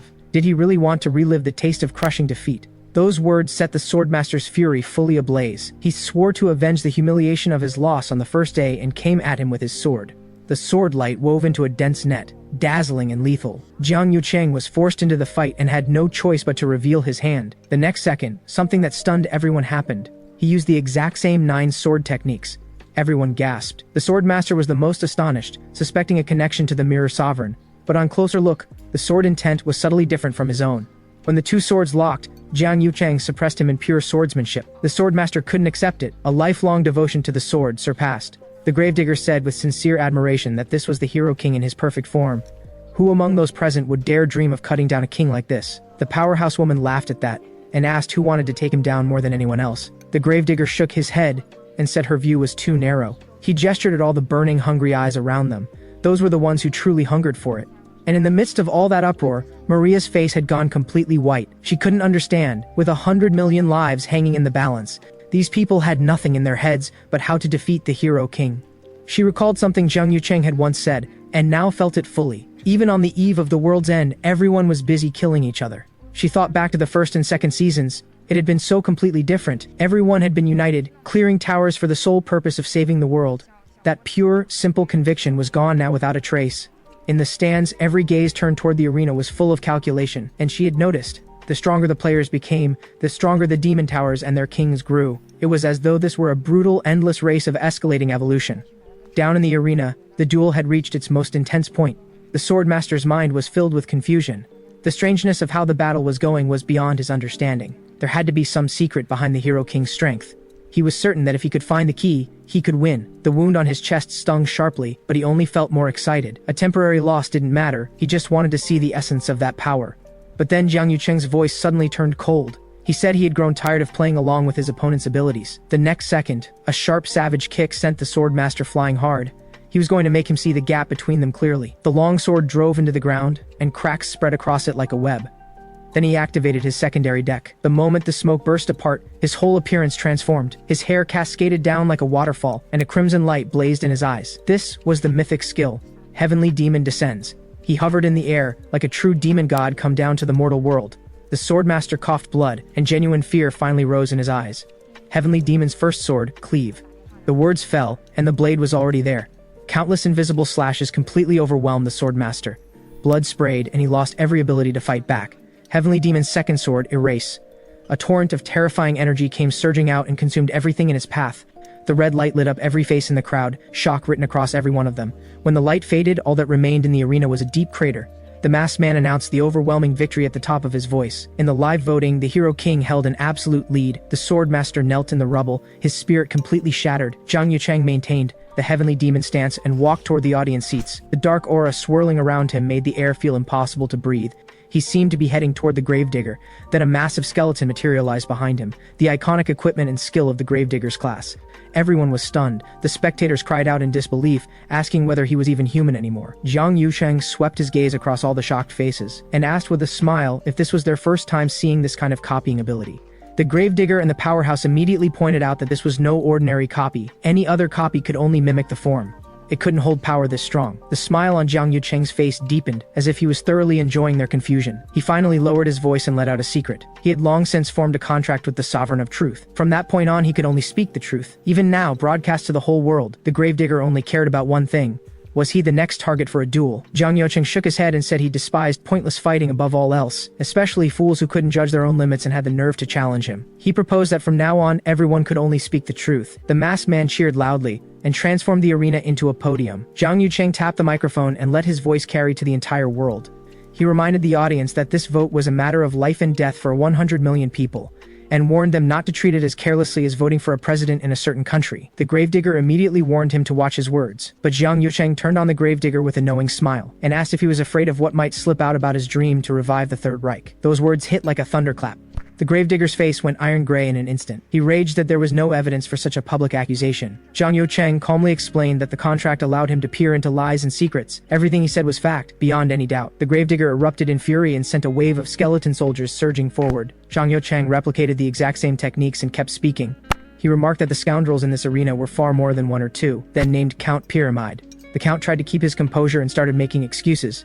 But Jiang Yucheng laid bare his dream of restoring the empire without hesitation. The Count's fury ignited completely, and his attacks came fast and vicious. Jiang Yucheng's skeleton servants absorbed every killing blow for him. Then he turned his sights on Lieutenant General Kilgore. He asked with a smile whether the general who had a fondness for napalm was present, exposing that he had a habit of indiscriminately dumping incendiary bombs on enemy nations.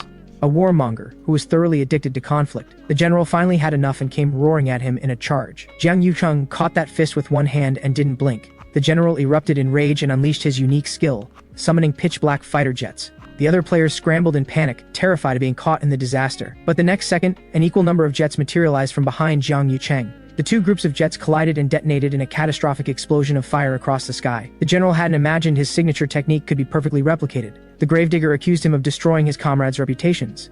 But Jiang Yucheng's expression darkened, his voice dripping with contempt. These so-called comrades, hadn't they been stabbing him in the back all along too? The system informed him that his provocation index was spiking at a staggering rate. But Jiang Yucheng understood. Even laying out every truth in the open wouldn't change the world. The Gravedigger gave a cold laugh and sneered that he was throwing a childish tantrum at the world. Jiang Yucheng admitted it freely. He simply couldn't play along with the old men's theater anymore. He made a wish to the Jester Sovereign, and the setting changed in an instant. He was about to ask for the skill, Heavenly Demon Descends, when the host cut in just in time and announced it was someone else's turn. At that moment, Maria raised her hand. She asked if she could have the floor. She had something important to share. The masked host agreed with delight and set up a lavish stage for her. The other players were arranged in comically small audience chairs. Jiang Yucheng laughed and said it looked like a grade school showcase. Maria coolly ordered him to be quiet. Kang Yoo-seong deliberately said, "Yes, dear." Those words made Maria's expression even harder. She took a slow, deep breath and announced that she was here to reveal the Hero King's true self. Silence fell over the entire space. Every player was struck dumb. Even the audience had not expected the Holy Maiden to suddenly turn her aim in this direction, and Kang Yoo-seong, who had been completely at ease just moments before, was rattled. He tried to stop Maria, but she asked on purpose, "What's the matter, dear?" The corner of her mouth lifted, and she told it all anyway. When the competition ended, the system began announcing the final voting results. The top three were the Hero King, the Holy Maiden, and the Gravedigger. But the vote count was astronomical, obviously fabricated again. He didn't particularly care, as long as the rewards were actually useful. He now truly possessed the skill Heavenly Demon Descends. That was when he thought of the mythic equipment he had earned by defeating the Plague Sovereign. Using it without passing the qualification trial would trigger a backlash. In the best case, his stats would drop. In the worst, it could cost him his life. The Swordmaster had once failed for exactly that reason last season and paid a heavy price. But Kang Yoo-seong was different. He had already passed it once last season. He had confidence in himself and believed he could endure the trial again. With his mind made up, he decided to activate Heavenly Demon Descends. The system asked him to prove his qualification. He was transported to a barren stretch of land and stood before an old man wearing a wide-brimmed hat. Kang Yoo-seong came straight to the point, demanding they get it done fast and complete the transaction. The system announced the start of the trial. He needed to withstand 2 strikes from the Heavenly Demon. The old man drew his sword, and the first strike came sweeping down with crushing force. Kang Yoo-seong blocked it with everything he had and felt his whole body go numb afterward. But he had seen this move before and kept his composure. The second strike was a blast of red energy with terrifying power. He swung his sword and broke through it. The two of them traded blows in a shower of sparks. The old man's expression finally changed. Kang Yoo-seong had thought the trial was over and that the contract could now be made, but the old man suddenly gave a cold laugh and asked about the sovereign he had killed. A bad feeling rose in Kang Yoo-seong's chest, and he asked why he was bringing that up. The old man spoke words of admiration, but the ground beneath their feet began to shake and crack. They stood in empty space, and the trial showed no signs of ending. The old man attacked again, ordering him to show his true sword. Kang Yoo-seong scrambled to respond, not understanding why the trial was still continuing. He felt his life in genuine danger, and begged the old man to ease up. But the old man accused him. His sword was full of confusion and uncertainty. If that was the sword that had slain a sovereign, he could not give his approval. Kang Yoo-seong was both frustrated and furious. If his swordsmanship could truly beat the Heavenly Demon, why would he have gone through all this trouble to come here for the summoning trial in the first place? At those words, the old man shifted his approach entirely. He put away his sword, lifted his leg, and brought his foot down. Just one stomp, and the earth collapsed beneath them. The force was terrifying. Then a second kick came and sent Kang Yoo-seong flying more than 10 meters. Kang Yoo-seong gasped for breath, completely unable to make sense of the old man's intent. The old man brought up again the fact that Kang Yoo-seong had killed several sovereigns. Perhaps the answer he had been searching for lay within Kang Yoo-seong himself. As the words fell, the old man's white hair turned black, and he was instantly restored to youth. His presence surged, and he declared he would conduct the test again, with 3 swords this time. The first strike came down overhead with the force of annihilation. Kang Yoo-seong froze completely in place. The first sword passed, and he found himself completely unharmed. He checked his body in disbelief, unable to tell what had been cut away. The old man sheathed his sword, and in his voice was a loneliness worn smooth by long ages. He had walked the mountains and rivers his entire life, searching only for someone who could defeat him. Yet the strongest of all, even the envoys of gods, had all fallen to his sword. He had never been able to grasp the true meaning of defeat. Even the messengers of death sent for him, he had defeated as well. Sitting alone at the mountain's peak, he had come to feel that everything was without meaning, until he encountered Kang Yoo-seong, the one who had killed a sovereign. A faint, fragile flicker of expectation stirred within the old man. Just then, the skin on Kang Yoo-seong's face began to split and peel away. The old man asked whether he too would vanish like all the others. Larger patches of skin crumbled away, and images flashed through Kang Yoo-seong's mind. From the moment he first encountered the Jester Sovereign, to joining the association, to clearing tower after tower, and finally settling on the image of Maria speaking gently before the media. She had said that, deep down, the Hero King was infinitely tender and fragile. He was someone who would cry like a child when a comrade was lost. Every time a casualty came from his own failure, he had wept for an entire week straight, and it was only she who had been there, quietly listening to all of his pain. As the memories surged, the shell over Kang Yoo-seong crumbled completely away. He collapsed heavily to the ground, as though drained of every last trace of life and strength. The last light in the old man's eyes dimmed, leaving only endless disappointment. He was preparing to accept the void when Kang Yoo-seong's voice rose at that moment. Kang Yoo-seong asked him, what kind of answer was he looking for exactly? One about defeat, about death, or about the meaning his life had never been able to find?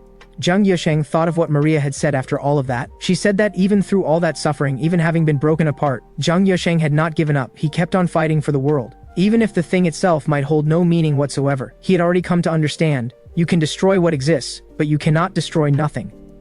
By the same logic, things that hold meaning can be destroyed, but things without meaning can endure. Wasn't that exactly the ultimate truth that the three swords of the heavenly demon pointed toward? The old man walked toward him step by step, convinced that Kang Yoo-seong was lying. He refused to believe that the hero king who protected the world was simply a fool who protected meaninglessness. Kang Yoo-seong quickly explained, protecting the world really did have no meaning. In this world, half the people were playing the role of heroes saving the world, while the other half were killing each other with guns.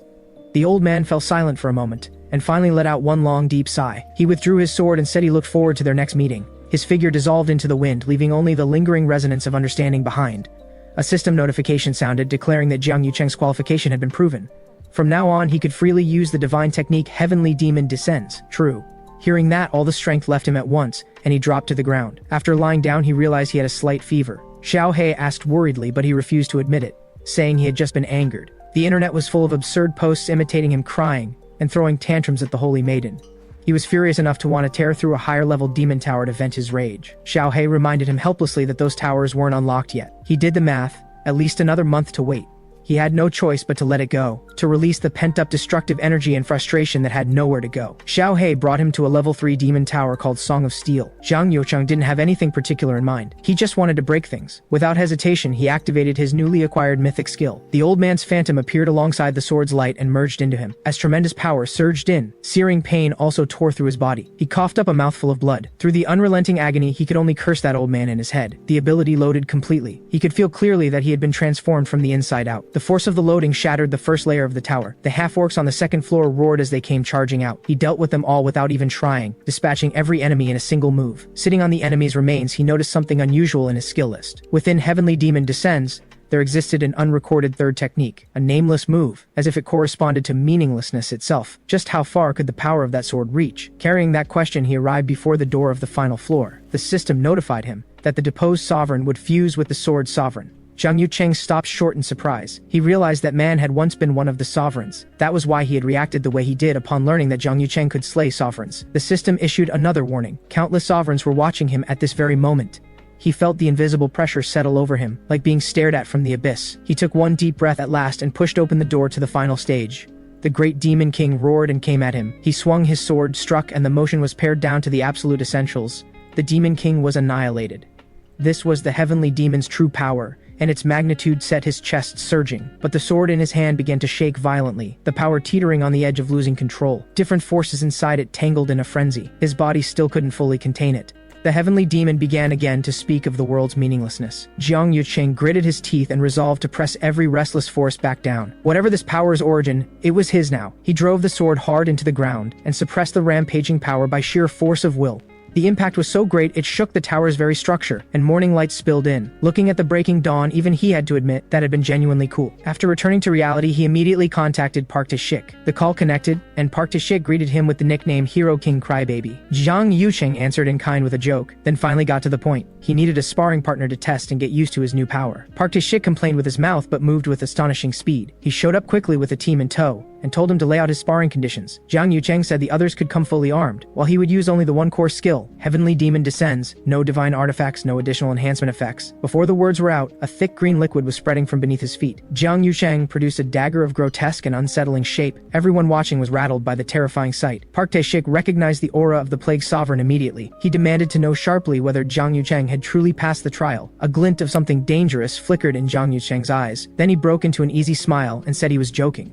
Everyone let out a collective breath of relief. They had genuinely been frightened. Kang Yoo-seong called everyone into the demon tower. But Park Tae-shik made one serious request first. He asked him not to let his people die in too much pain. Kang Yoo-seong smiled and promised they would be gone before they even knew it. Then he lit a string of firecrackers as the signal. The moment they went off, the assault began. Kang Yoo-seong handled the opening waves without effort. Park Tae-shik charged in personally, throwing his weapon as a feint. Kang Yoo-seong had seen it coming and deflected the sneak attack with ease. The next second, Park Tae-shik's figure split into several flying daggers. Kang Yoo-seong bent back nimbly to dodge, but found the daggers were connected by wires. The threads wove a net in the air, and the others slid down the lines to attack. The elegance of the coordination gave Kang Yoo-seong a genuine flicker of excitement. He cut through the wires, only to find floor tiles had been threaded together as weapons. He wove through the chaotic barrage of attacks and finally jumped clear of the encirclement. He needed to find the one pulling the strings first. He locked his gaze on the rooftop and leaped to stand before the person there. Celia was startled too. She scrambled to dodge the attack, and Park Tae-shik came at him at the same moment. Caught between them from both sides, Kang Yoo-seong simply leaped straight into the air. The power of both blades doubled in the air and came thundering down, Park Tae-shik and Lee Si-ya were knocked flat by the blow. Kang Yoo-seong landed lightly and even took a moment to enjoy the view. He crouched in front of Park Tae-shik and asked politely whether they wanted to keep going.